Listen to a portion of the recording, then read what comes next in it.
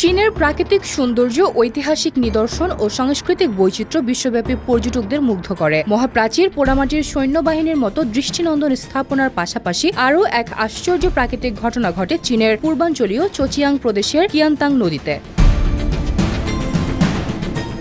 এই নদীর খ্যাতি তার অদ্ভুত, বৈজ্ঞানিকভাবে দুর্লভ এক প্রবাহের জন্য। নদীর পানি সাগরের দিক থেকে উল্টো দিকে প্রবাহিত হয়। এই বিস্ময়কর ঘটনার নাম টাইডাল বোর।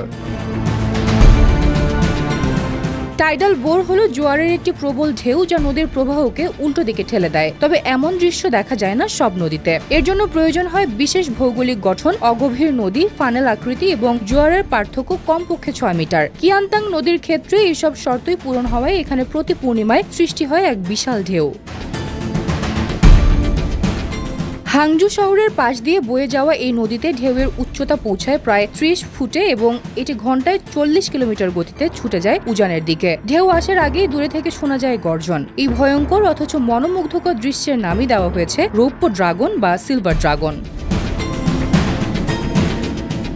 বিশেষ করে শরৎকালে পূর্ণিমার সময় এই দৃশ্য আরও রোমাঞ্চকর হয়ে ওঠে। নদীর দুই পাড়ে জমে ওঠে উৎসব মুখর পরিবেশ। স্থানীয় জনগণ এই ঘটনাকে ঘিরে আয়োজন করে শতাব্দী প্রাচীন উৎসব, যেখানে প্রতি বছর অংশ নিতে প্রায় ১,৭০,০০,০০০ পর্যটক ছুটে আসেন চীনের চোচিয়াং প্রদেশের এই এলাকায়।